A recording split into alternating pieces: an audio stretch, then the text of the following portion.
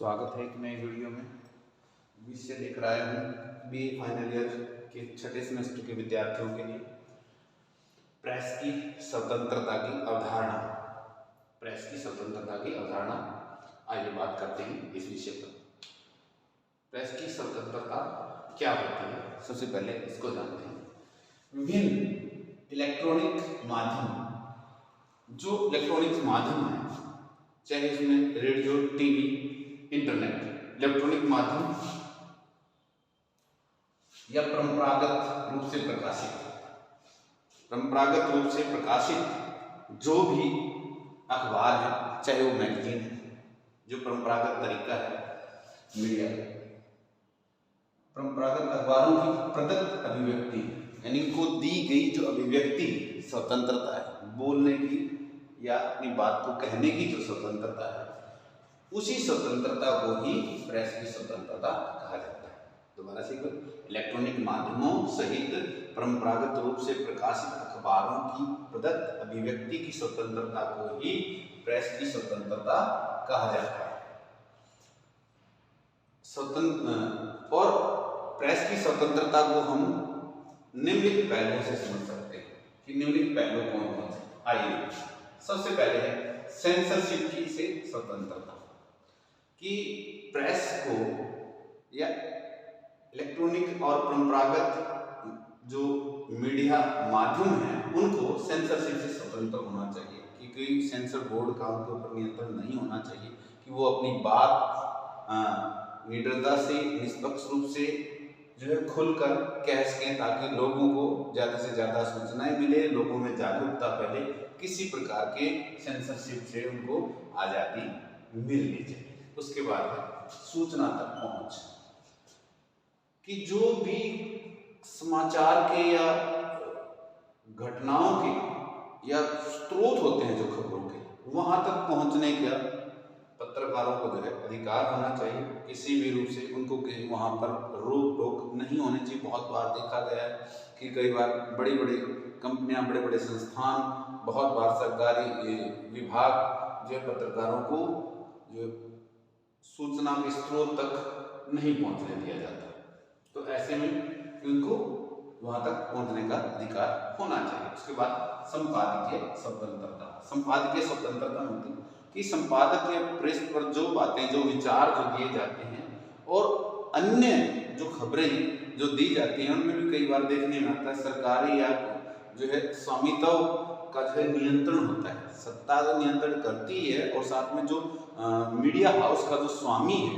जो उसका मालिक है, वो भी जो है कई बार संपादक के कार्यों में जो है नियंत्रण करता है, तो इसलिए उसको संपादकीय कार्य में स्वतंत्रता होनी चाहिए। उसके बाद स्रोतों की सुरक्षा, जो समाचारों के जो स्रोत होते हैं उनकी सुरक्षा, या तो बहुत बार जो मुखबिर होते हैं, जैसे पुलिस विभाग में मुखबिर होते हैं, ऐसे पत्रकारों के भी मुखबिर होते हैं जो विभिन्न समाचारों को देते हैं गुप्त रूप से।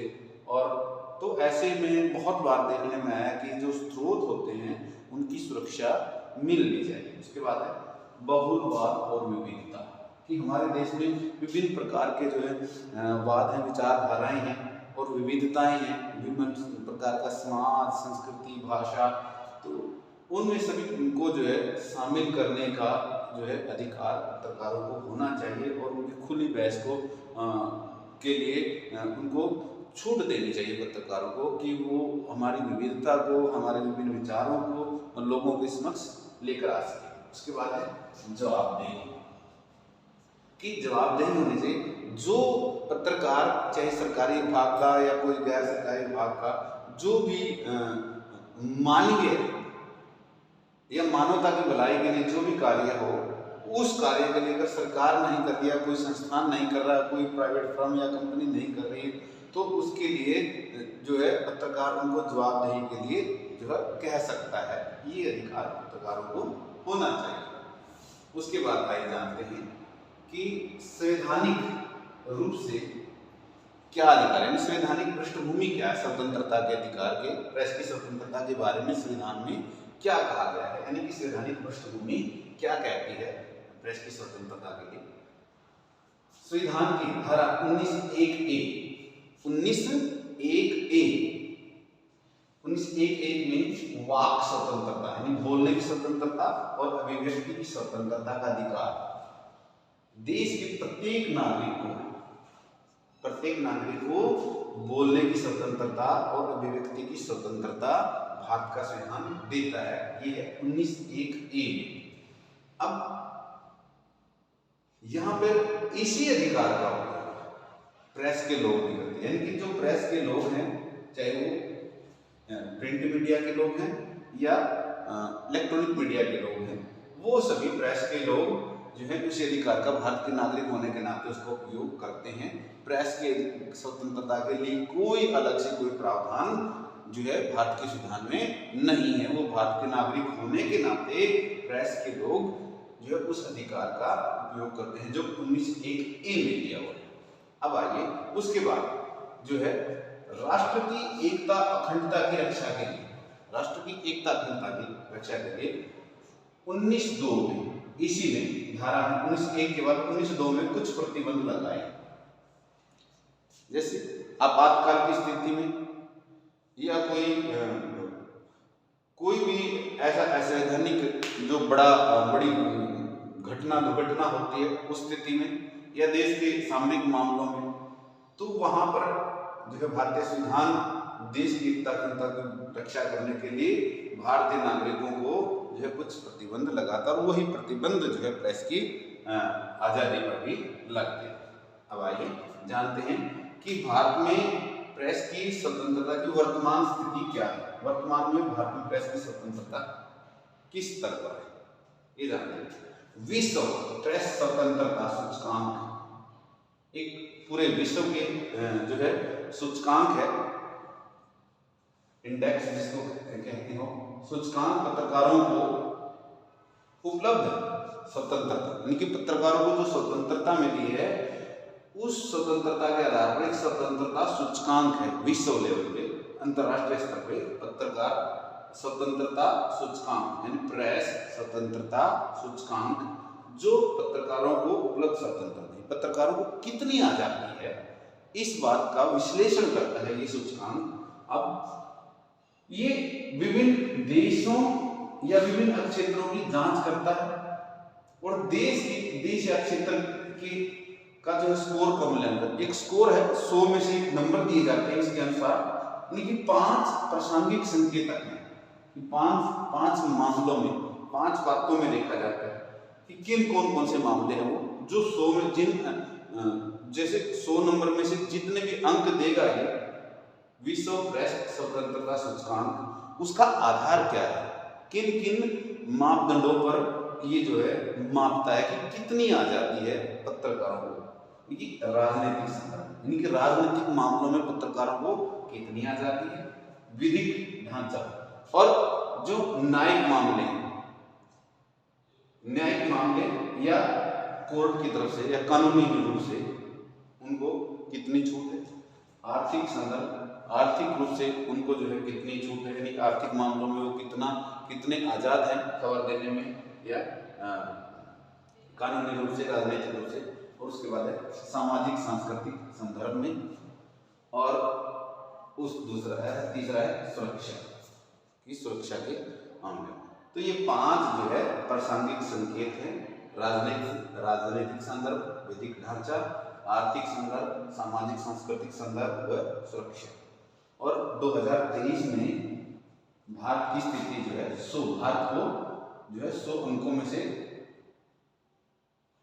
36.62 अंकों के साथ 180 देशों में से 161वें स्थान पर भारत है। यानी कि प्रेस की स्वतंत्रता सूचकांक जो विश्व स्तर पर है उसमें भारत का 161वां स्थान है, जो 2022 में 150वें स्थान है, मतलब बढ़ गया उसका 11 स्थान और नीचे फिसल गया है। इसका मतलब है कि भारत में पत्रकारों की या प्रेस की स्वतंत्रता पर बहुत बड़ा अंकुश लगाया गया कि वो अभी उनको स्वतंत्र रूप से जो है पत्रकारिता नहीं करने दिया जाता है। उसके बाद है भारत में प्रेस का महत्व।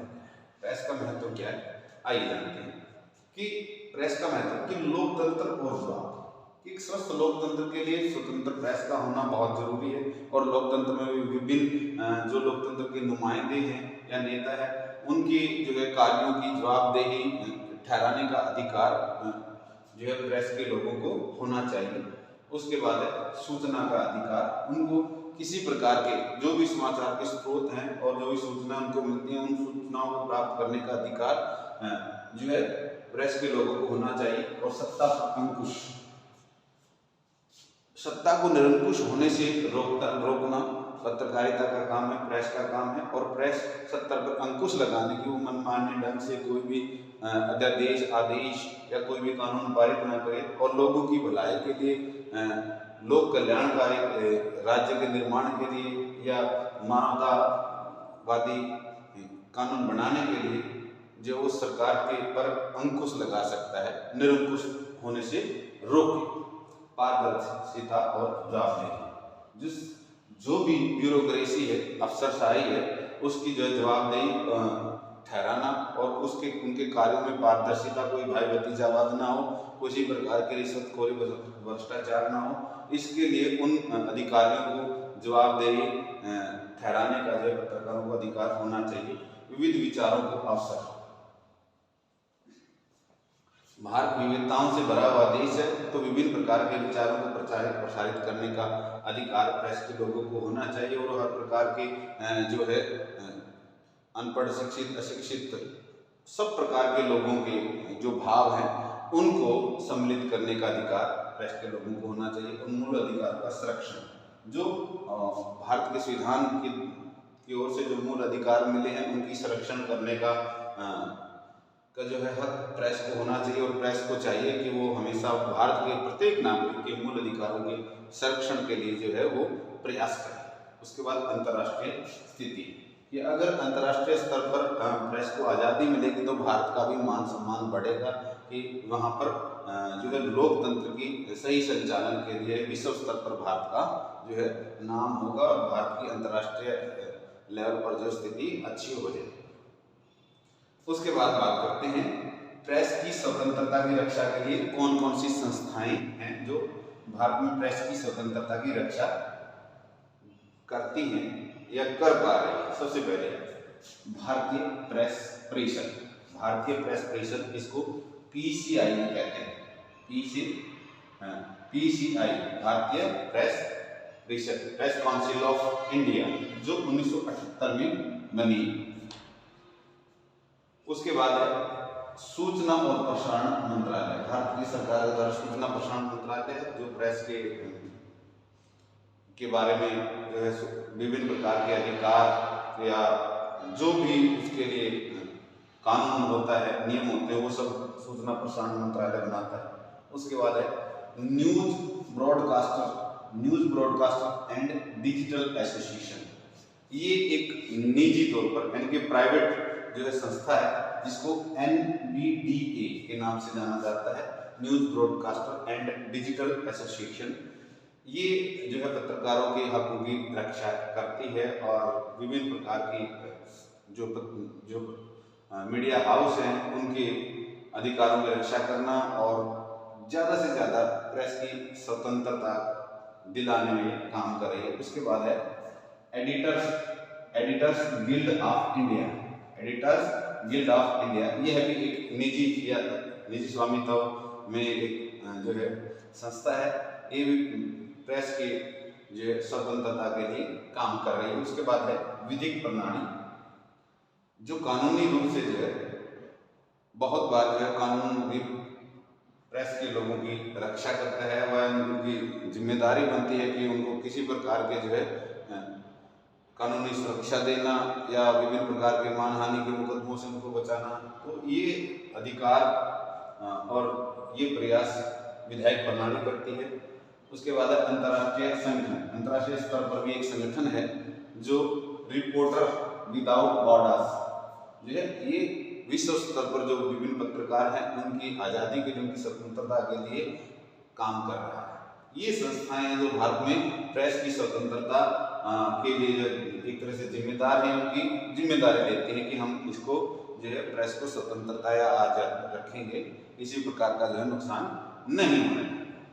उसके बाद है प्रेस, भारत में प्रेस की स्वतंत्रता के समक्ष क्या क्या चुनौतियां हैं, कि क्या क्या चुनौतियां हैं जो इसकी स्वतंत्रता में बाधाएं हैं। प्रेस की स्वतंत्रता में कौन कौन सी बाधाएं, विधिक और नियामक बाधाएं। विधिक कानूनी रूप से बहुत बार देखने में आया पत्रकारों पर मानहानि के मुकदमे होते हैं या उनको जो है सही तरीके से अपनी रिपोर्टिंग करना, समाचार प्रकाशित करना का अधिकार नहीं होता। इसलिए जो है ये सबसे बड़ी चुनौती है कि उनके ऊपर बहुत बार पत्रकारों पर मानहानि के मुकदमे होते हैं और उनको सही तरीके से उनका कार्य नहीं करने दिया जाता। उसके बाद सरकारी हस्तक्षेप, सरकार भी बहुत बार जो है हस्तक्षेप करती है, स्वतंत्र रूप से जो है पत्रकारिता नहीं करने देती है, खबरों को जो है के प्रसारण को रोकती है। बहुत बड़े मामले हैं सरकार के, चाहे घोटाले हों या विभिन्न बड़े बड़े जो प्रभावशाली व्यक्ति हैं उनके बारे में सरकार जो है हस्तक्षेप करती है। उसके बाद जो है सरकार एक हस्तक्षेप करती है कि मीडिया हाउस के ऊपर अंकुश लगाने के लिए उसके विज्ञापनों में, विज्ञापन बजट पर जो है रोक लगाती है, उन पर अंकुश लगाती है कि कोई भी मीडिया हाउस अगर अपनी आर्थिक स्थिति मजबूत करने के लिए विज्ञापन प्रकाशित करता है तो ऐसी स्थिति में सरकार जो है उस पर अंकुश लगाने के लिए जो है सरकारी हस्तक्षेप बहुत बार नजर आता है। धमकी व हिंसा, बहुत बार देखा गया है कि पत्रकारों को जान की धमकी या मारपीट की धमकी दी जाती है और बहुत सारे मामलों में उनके साथ हिंसात्मक जो है घटनाएं भी देखने को आई हैं। उसके बाद है सेल्फ सेंसरशिप, कि पत्रकारों को बहुत बार जो है सरकारी जो सेंसरशिप होती है उससे, उसकी डर से जो है बहुत सारे खबरों को प्रसारित करने के लिए या उनको जो है आम लोगों तक पहुंचाने के लिए बड़ी कठिनाई होती है, उनको भैंस आता है, इसलिए उनको सेल्फ सेंसरशिप का अधिकार जो है नहीं है। उसके बाद स्वामित्व और नियंत्रण, बहुत बार देखते हैं कि जो मीडिया हाउस का जो स्वामी है वो उसको नियंत्रण रखता है या वो बहुत बार सरकार के साथ मिलकर या सरकार के या प्रभावशाली लोगों के साथ मिलकर वो खबरें आम लोगों तक नहीं पहुंचने दिया जाता जो आम जन के लिए महत्वपूर्ण होती हैं या जिनमें लोक कल्याण होता है।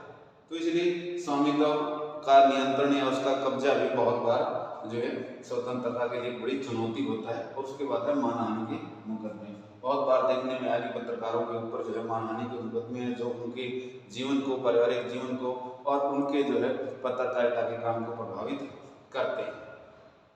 अब आइए बात करते हैं प्रेस की स्वतंत्रता के लिए क्या क्या उपाय किए जा सकते हैं ताकि प्रेस को स्वतंत्र रूप से काम करने का अधिकार हो या स्वतंत्र रूप से काम कर सके। सबसे पहले तो कानूनी सुरक्षा को मजबूत करना। एक सबसे बात कि पत्रकारों को कानूनी सुरक्षा मिलनी चाहिए और उनको जो है कुछ अधिकार होने चाहिए, कुछ नियम बनाने चाहिए ताकि वो स्वतंत्र रूप से अपना कार्य कर सके। और साथ में ये भी होना चाहिए कि पत्रकार कोई भी ऐसा किसी की व्यक्तिगत चरित्र पर या किसी देश की जो है एकता, अखंडता या रक्षा, जिसको सामरिक दृष्टि के मामले कहते हैं, उनके बारे में जो है उस पर अंकुश भी लगाना चाहिए पत्रकार पर यानी प्रेस पर, लेकिन उनको कानूनी सुरक्षा भी मिलनी चाहिए। दोनों ही तरीके से ये जो है बात करनी चाहिए सरकार को। अधिकार तो मिले उनको, कानूनी सुरक्षा तो मिलनी चाहिए, लेकिन उन पर अंकुश भी लगाना चाहिए ताकि ये ना हो कि पत्रकार जो है निरंकुश हो जाए। उसके बाद स्वतंत्र नियामक ढांचा, कि एक स्वतंत्र नियामक ढांचा होना चाहिए कि पर एक स्वतंत्र एक जो है प्रेस का सेंसरशिप या कोई ऐसा बोर्ड होना चाहिए जिसके अंतर्गत या जिसके द्वारा बनाए गए नियमों से प्रेस जो है काम कर सके या पत्रकार जो है स्वतंत्र रूप से जो है काम कर सकते हैं। ऐसा कोई जो है आयोग या कोई ऐसा बोर्ड जो है बना देना चाहिए सरकार को ताकि जिसमें प्रेस की आज़ादी और आम लोगों तक जो है वो सारी सूचनाएं पहुंच सकें। उसके बाद है पत्रकार व सूचनादाताओं की रक्षा। बहुत बार देखने में पत्रकारों की जो है रक्षा होनी चाहिए और जो सूचना देने वाले हैं, सूचना पहुंचाने वाले पत्रकारों के पास, यानी जिसको हम मुखबिर कहते हैं पुलिस की भाषा में, तो वो सूचनादाताओं की रक्षा करने का अधिकार जो है होना चाहिए। उसके बाद पारदर्शिता को बढ़ावा, पारदर्शिता को बढ़ावा यानी कि सरकारी कामकाज या अफसरशाही के कामकाज में पारदर्शिता लाने के लिए पत्रकारों की स्वतंत्रता होनी चाहिए। और जब तक उनको जो स्वतंत्रता नहीं होगी तो सरकार के कामकाजों में पारदर्शिता नहीं आएगी। सार्वजनिक प्रसारण की स्वतंत्रता और बहुत सारे जो सार्वजनिक प्रसारण करने की बहुत जितने भी समाचार होते हैं, जितनी भी सूचनाएं होती हैं, उनको सार्वजनिक प्रसारण करने का अधिकार पत्रकारों को होना चाहिए। लेकिन यहाँ पर भी ये ध्यान रखना चाहिए किसी की देश की जो है राष्ट्र एकता अखंडता या किसी समुदाय, किसी जाति, किसी व्यक्ति विशेष के जो है भावनाओं को ठेस पहुंचाने वाली खबरों को के ऊपर जो है सरकार को अंकुश लगाना चाहिए। लेकिन बाकी जो लोक कल्याणकारी जो खबरें हैं उनके सार्वजनिक प्रसारण की स्वतंत्रता सरकार को दे देनी चाहिए। उसके बाद है पत्रकारिता संबंधी नैतिकता की पत्रकारिता संबंधी नैतिकता का है, क्योंकि पत्रकारों में भी नैतिकता होनी चाहिए कि वो आर्थिक लाभ कमाने के लिए किसी व्यक्ति विशेष, किसी संस्था या किसी को बदनाम करने के लिए किसी प्रकार के जो है ये अनाप शनाप खबरें नहीं देनी चाहिए। उसको आर्थिक लालच में आकर नैतिकता नहीं गिरानी चाहिए। पत्रकार को चाहिए कि जो लोक कल्याणकारी यानी जनता की भलाई के लिए, आम जनता की भलाई और देश की एकता और अखंडता को बनाए रखने वाले और आपसी सद्भाव और बंधुता को बढ़ावा देने वाले ही समाचारों को प्रकाशित करें। और यहाँ पर नैतिकता संबंधी विचार में संबंधी बात में एक ये भी है कि बहुत बार देखने में आया है कि बहुत सारे मीडिया हाउस या अखबार जो नकारात्मक खबरें होती हैं, जब या तो अपराध की खबरें, ठीक है, अपराध की खबरें या बलात्कार की घटनाएं होती हैं उनको समाचारों में सम्मिलित करना चाहिए। लेकिन ये नहीं कि एक ही पृष्ठ पर, मुख्य पृष्ठ पर इस प्रकार की खबरें प्रकाशित करके जो है लोगों को की मानसिकता को वो खराब करते हैं। और इस प्रकार की जो है खबरों की जो विविधता है उसको में जो है संपादक को चाहिए या पत्रकारों को चाहिए कि उसमें एक संतुलन बनाए। उसके बाद अंतर्राष्ट्रीय सहयोग है कि भारत में प्रेस की स्वतंत्रता के लिए अंतर्राष्ट्रीय सहयोग की भी अपेक्षा रहती है कि अंतर्राष्ट्रीय स्तर पर अगर विभिन्न पत्रकार या विभिन्न मीडिया हाउस अंतर्राष्ट्रीय स्तर की जो भारत में पत्रकारिता को उसकी रक्षा के लिए जो है वो यहाँ मदद कर सकते हैं, या विभिन्न देश या यूएनओ या विभिन्न अंतर्राष्ट्रीय जो संगठन हैं वो भी प्रेस की स्वतंत्रता के लिए जो है यहाँ मदद कर सकते हैं। तो इस प्रकार इस व्याख्यान के माध्यम से हम प्रेस की स्वतंत्रता की अवधारणा से जुड़े हुए विभिन्न पहलुओं को समझ सकते हैं। और प्रेस की स्वतंत्रता में विद्यार्थियों सबसे पहले तो प्रेस की स्वतंत्रता क्या है ये जाना हमने, उसके बाद जो है प्रेस की स्वतंत्रता के विभिन्न पहलू जाने, उसके बाद बनता है संवैधानिक पृष्ठभूमि यानी संविधान क्या कहता है प्रेस की स्वतंत्रता के बारे में, और भारत में प्रेस की वर्तमान जो स्थिति क्या है, भारत में वर्तमान प्रेस स्वतंत्रता की स्थिति क्या है। उसके बाद अगली जो बात की हमने भारत में प्रेस स्वतंत्रता का महत्व क्या है। उसके बाद हमने बात की भारत में प्रेस की स्वतंत्रता की रक्षा के लिए कौन कौन से संस्थान जो है जिम्मेदार हैं या जो संस्थान जो है इनकी रक्षा कर रहे हैं। उसके बाद है भारत में प्रेस की स्वतंत्रता के समक्ष चुनौतियाँ क्या हैं और भारत में प्रेस की स्वतंत्रता के लिए क्या उपाय किए जा सकते हैं। इन सभी बातों से हमने प्रेस की स्वतंत्रता की अवधारणा के सवाल को समझने का प्रयास किया है। उम्मीद करता हूं कि सभी विद्यार्थियों को इस व्याख्यान से जो है अच्छी जानकारी मिलेगी और प्रेस की स्वतंत्रता से जुड़े हुए विभिन्न सवालों का निवारण इस व्याख्यान से आपको मिल जाएगा। धन्यवाद।